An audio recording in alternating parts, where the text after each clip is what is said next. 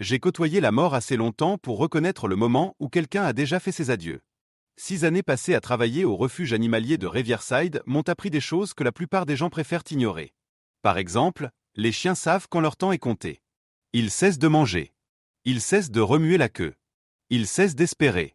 Ce matin-là, je passais devant 70 box remplis de chiens qui aboyaient, sautaient, suppliaient.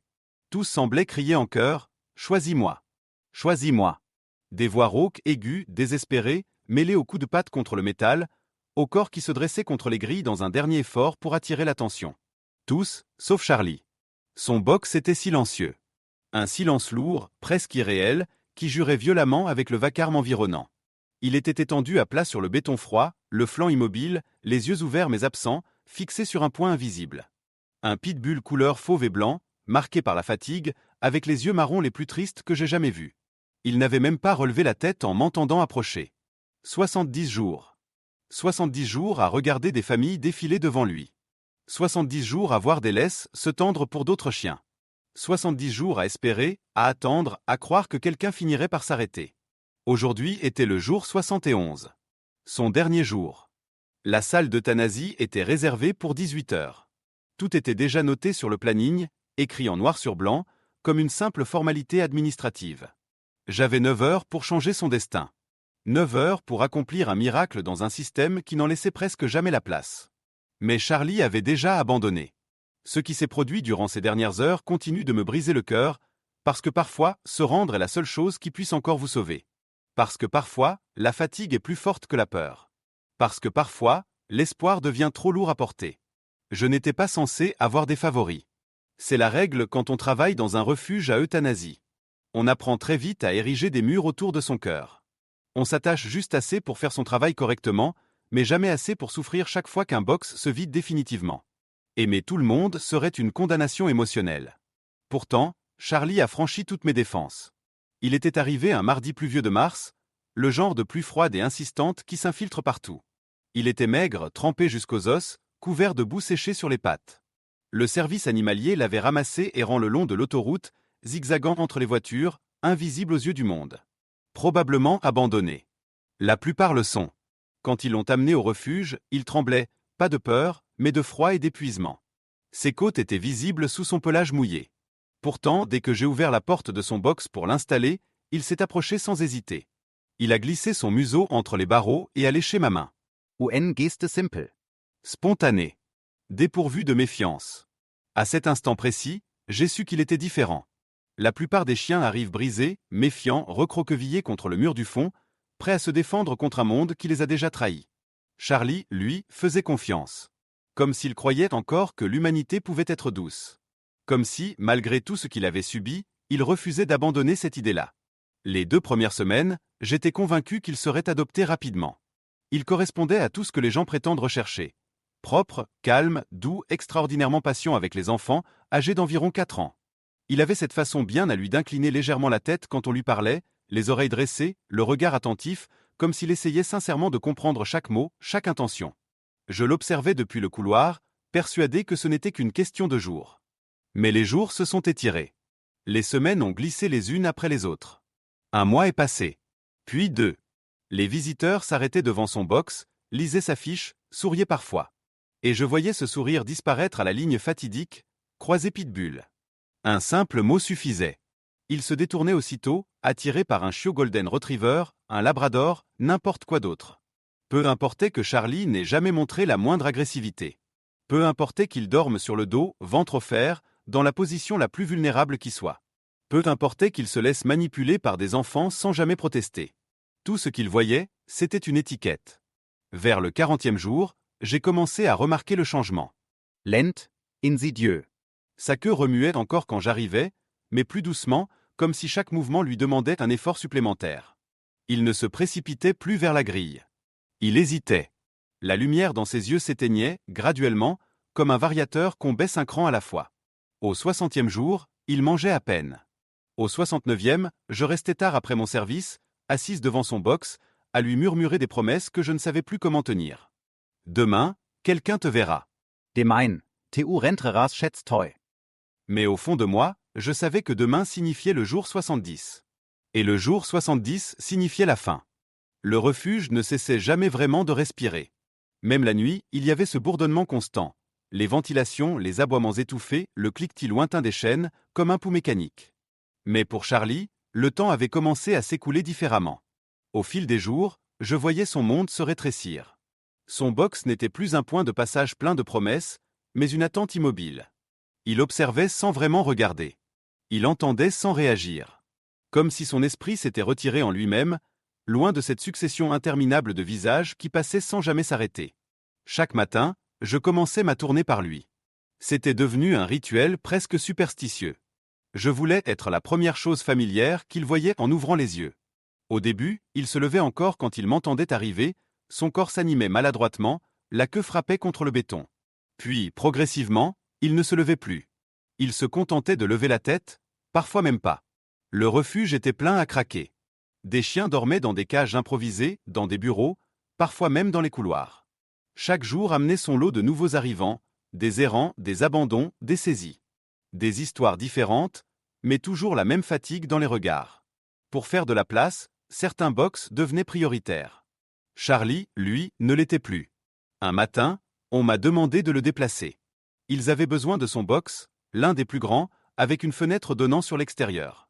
Une portée de chiots venait d'arriver, abandonnés dans un carton détrempé. Les chiots trouvent toujours une famille. On leur offre les meilleurs emplacements. Charlie a été conduit au fond du couloir, dans le box numéro 12. Plus petit, plus sombre. Une lumière fluorescente défaillante clignotait au-dessus, projetant des ombres instables sur les murs. Je me souviens de la façon dont il s'est assis au centre de ce nouveau box, comme s'il attendait des instructions qui ne viendraient jamais. À partir de ce moment-là, quelque chose s'est définitivement fissuré. Il ne faisait plus sa petite danse. Il ne pressait plus son museau contre les barreaux.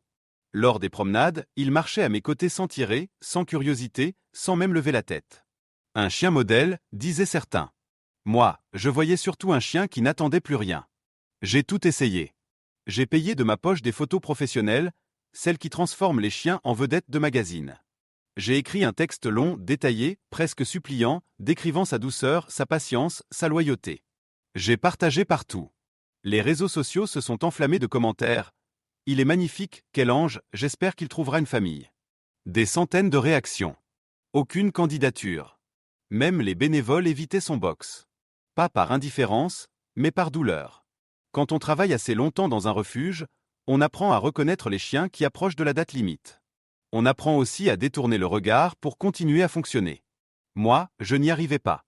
Un soir, la directrice, Linda, m'a prise à part. Elle travaillait ici depuis plus de 20 ans. Elle n'avait plus besoin de mots superflus. Son regard disait déjà tout. Le jour 70 approche, m'a-t-elle dit doucement. J'ai hoché la tête. Je le savais. Je comptais les jours comme on compte les battements avant une chute. Les semaines suivantes ont été une lente torture. Chaque matin, le chiffre me frappait avant même que je pose le pied au sol. 19 jours. 18. 17. J'ai appelé toutes les associations possibles. Des refuges spécialisés. Des sauvetages dédiés aux chiens stigmatisés. Tous étaient pleins. Tous étaient dépassés. J'ai même envisagé de l'accueillir chez moi. J'avais déjà 3 chiens, tous issus du refuge. J'aurais trouvé une solution. Dormi sur le canapé s'il le fallait. Mais mon propriétaire a refusé. Un chien de plus, et je perdais mon logement. Pendant que je me débattais avec des formulaires, des appels, des refus, Charlie disparaissait lentement sous mes yeux. Il a cessé de manger régulièrement. Sa gamelle restait pleine des heures durant. Il dormait en boule, face au mur, comme pour se protéger d'un monde qui ne voulait plus de lui. Au 60e jour, il avait perdu du poids. Son pelage avait perdu son éclat. Son regard, autrefois si attentif, semblait vide. Puis est arrivé le jour 65. Une dernière famille s'est arrêtée devant son box. Un couple, la trentaine. Ils ont posé les bonnes questions. Ils l'ont sorti dans la salle de rencontre. Charlie s'est levé, par habitude plus que par espoir. Il a obéi. Il a attendu. Puis ils sont repartis. Attirés par un chiot plus jeune, plus simple. Quand ils sont partis, Charlie est retourné se coucher sans même me regarder. Le jour 68, j'ai craqué. Assise par terre dans le local de stockage, j'ai pleuré jusqu'à en perdre le souffle. Non pas parce que je ne comprenais pas les règles, mais parce que je voyais un chien perdre toutefois, lentement, silencieusement. Le jour 69, je suis resté après la fermeture. Je me suis assise devant son box, sur le béton froid. Je lui ai parlé. Longtemps. Je lui ai dit que j'étais désolé. Que j'avais essayé. Que demain serait différent. Les mots sonnaient creux, même à mes propres oreilles. Le lendemain serait le jour 70. Et pour la première fois depuis son arrivée, Charlie n'attendait plus. Je savais que quelque chose n'allait pas dès l'instant où je suis entré dans le couloir ce matin-là. Il était trop tôt, avant même que le refuge ne s'anime vraiment, et pourtant l'air semblait déjà lourd, chargé d'une attente presque oppressante. Je marchais lentement, redoutant chaque pas qui me rapprochait du box numéro 12. Charlie était allongé sur le flanc, face au mur. Pas recroquevillé comme un chien qui dort, mais étendu, immobile, comme vidé de toute énergie. J'ai murmuré son nom. Une fois. Puis une seconde. Aucune réaction. J'ai ouvert la porte du box et me suis agenouillé près de lui, posant ma main sur son flanc. Il respirait.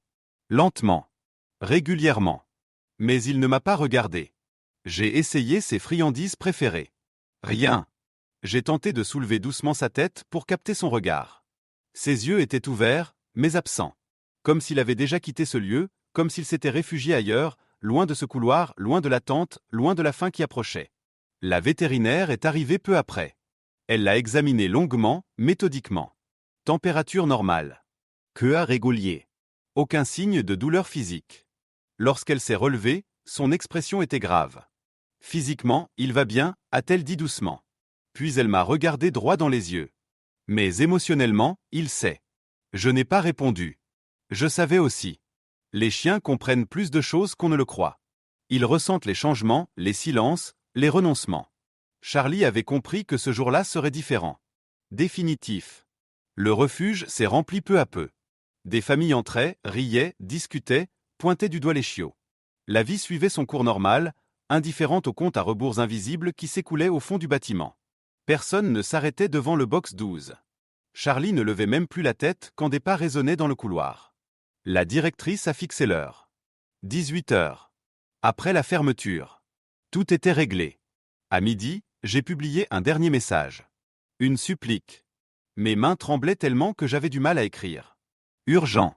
Dernier jour pour Charlie. Doux, affectueux, en danger immédiat. Les notifications ont afflué. Des partages. Des commentaires. Des mots compatissants. Des excuses. Personne n'arrivait. J'ai cessé de répondre. L'après-midi s'est étiré interminablement. Je me suis assise dans le box avec lui, un plaid posé sur le sol froid. Je voulais qu'il sente une présence, qu'il ne soit pas seul. Je lui ai parlé de choses simples, de choses qu'il n'aurait jamais le temps de vivre. Une plage aux premières heures du matin, quand le sable est encore frais. Un sentier ombragé où les arbres sont si hauts qu'ils bloquent le soleil. Des journées sans barreaux, sans bruit, sans attente. Vers 14 heures, il a bougé. Lentement. Avec un effort visible. Il a posé sa tête sur mes genoux. Ce geste, si simple, m'a brisé. Même à ce moment-là, il essayait encore de réconforter l'humain qui avait échoué à le sauver. Le reste du refuge semblait à des kilomètres. Les aboiements, les rires, les portes qui s'ouvrent et se ferment. Tout cela existait, mais pas ici. Ici, le temps s'était figé. À 15 heures, un homme s'est arrêté devant le box. Il a posé des questions. De bonnes questions. Charlie a été conduit dans la salle de rencontre. Il a obéi, mécaniquement. Puis la question est tombée. L'assurance. Le refus. Encore. À 17 heures, la radio a grésillé. Préparation finale, a annoncé la voix de la directrice. J'ai éteint l'appareil. Je me suis agenouillé devant Charlie, mes mains encadrant son visage. Ses oreilles étaient douces, tièdes. Ses yeux bruns me regardaient enfin, sans colère, sans reproche. Juste Fatigues. Je suis désolé, ai-je murmuré. J'ai vraiment essayé. Il n'a pas détourné le regard. Et j'ai compris qu'il me pardonnait déjà. À 17h15, le carillon de la porte d'entrée a retenti. J'ai à peine réagi. Il restait moins d'une heure. Je pensais que personne n'arriverait plus. Que le refuge se viderait, que la journée s'achèverait dans un silence définitif. Des pas ont résonné dans le couloir. Lenz. Hésitant. Une voix d'homme. Une voix de femme. Ils avançaient sans enthousiasme, s'arrêtant brièvement devant quelques box, repartant aussitôt. Puis ils se sont arrêtés devant le numéro 12. Je me suis levé lentement. Une femme aux cheveux sombres attachés en queue de cheval fixait Charlie sans dire un mot. Ses yeux se sont remplis de larmes presque immédiatement. L'homme à ses côtés s'est approché des barreaux. Il est si calme, a-t-il murmuré. Charlie n'a pas bougé. Puis, dans un effort presque douloureux, il a levé la tête et a croisé le regard de la femme. Elle a porté sa main à sa bouche. Il a les mêmes yeux, a-t-elle soufflé. Les mêmes. J'ai senti quelque chose changer dans l'air. Une tension nouvelle. Fragile. Presque impossible. Peut-on le rencontrer? A-t-elle demandé. Il restait moins d'une heure. Il restait exactement 40 minutes. Je le savais parce que je regardais l'horloge accrochée au mur du couloir comme si elle était devenue une menace tangible. Chaque tic-tac résonnait dans ma poitrine. Quand j'ai ouvert la porte du box numéro 12, mes mains tremblaient. Pas de peur, mais de cette tension insupportable qui naît quand on se permet d'espérer après avoir déjà accepté la perte. Charlie s'est levé lentement. Trop lentement. Ses pattes semblaient hésiter, comme si son corps ne savait plus très bien pourquoi il devait encore avancer. Je lui ai attaché la laisse avec précaution, consciente que ce geste pouvait être le dernier avant la fin. Nous avons traversé le couloir ensemble. Les aboiements semblaient lointains, étouffés, comme si le refuge lui-même retenait son souffle. La femme marchait juste à côté de nous. Elle ne parlait pas. Son regard était fixé sur Charlie, intense, presque douloureux, comme si détourner les yeux risquait de le faire disparaître. L'homme suivait derrière, les épaules raides, le visage fermé par une émotion trop lourde. Dans la salle de rencontre, la femme s'est assise par terre immédiatement. Elle n'a pas appelé Charlie. Elle n'a pas tendu la main. Elle s'est contentée d'être là, immobile, patiente. Charlie est resté debout quelques secondes, la tête basse, respirant lentement. Puis, dans un effort visible, il a avancé. Un pas. Puis un autre. Lorsqu'il est arrivé devant elle, il s'est arrêté, a levé les yeux, et s'est appuyé de tout son poids contre ses jambes. L'homme s'est agenouillé aussitôt. Charlie a posé son museau dans sa main, puis a poussé encore, cherchant un contact plus profond, plus sûr. L'homme a craqué. Des sanglots bruts, incontrôlables, secouaient son corps pendant qu'il enfouissait son visage dans le pelage de Charlie. « Nous avons perdu notre chienne il y a 3 mois, a murmuré la femme. Elle s'appelait Rosie. 15 ans. Un cancer fulgurant. À ce moment précis, j'ai vu la queue de Charlie bouger. À peine. Un frémissement timide. Puis un autre. Un peu plus affirmé. Le premier signe de vie depuis des heures. Nous n'étions pas venus pour adopter, a-t-elle poursuivi. Nous voulions juste donner ses affaires. Ses gamelles. Son panier. On ne supportait plus de les voir chez nous. Charlie s'est assis entre eux. Son regard n'était plus vide. Fatigué, oui. Mais présent. Attentif. Nous voudrions l'adopter, a dit l'homme soudainement. Aujourd'hui. Maintenant. S'il est encore temps. Mon cœur s'est arrêté. Il est prévu pour. Aujourd'hui à 18h, ai-je répondu. Il est 17h20. L'homme a regardé sa montre. Alors nous avons 40 minutes. Tout est allé très vite ensuite, trop vite pour que mon esprit suive réellement. J'ai appelé la directrice. Les dossiers ont été sortis. Les règles contournées. Les signatures apposées à la hâte. Ils possédaient leur maison. Un jardin clôturé. Travaillaient tous les deux à domicile. Aucune contrainte. Aucune objection. À 17h47, le dernier document a été tamponné. Il est à vous, a dit la directrice. 13 minutes. J'ai regardé Charlie. Je jure que j'ai vu quelque chose changer dans ses yeux. La fatigue était toujours là, la lassitude aussi, mais une étincelle venait de revenir. Une compréhension silencieuse. Il n'était plus en attente. Il allait vivre. À 17h53, Charlie a franchi la porte du refuge. Il n'a pas tiré sur la laisse. Il n'a pas regardé en arrière. Il marchait calmement au milieu d'eux, comme s'il avait toujours su que c'était à sa place. Je les ai suivis jusqu'au parking. Leur voiture bleue était garée sous un lampadaire. L'homme a ouvert la portière arrière. Charlie a sauté à l'intérieur sans hésiter, a tourné 2 fois sur lui-même, puis s'est couché, le menton posé sur ses pattes. Comme s'il avait toujours fait ça. La femme m'a serré dans ses bras. Merci de ne pas avoir abandonné. Mais la vérité, c'est que je n'avais pas sauvé Charlie. Eux l'avaient fait. Ils étaient arrivés au moment précis où plus personne n'y croyait. Quand leur voiture a disparu au bout de la rue, le soleil descendait lentement derrière les bâtiments. Je suis resté seul sur le parking vide, pleurant comme je ne l'avais jamais fait en 6 ans de refuge. Mais pour la première fois, ces larmes n'étaient pas un échec. 6 mois plus tard, j'ai reçu un courriel. La nouvelle fille de Charlie.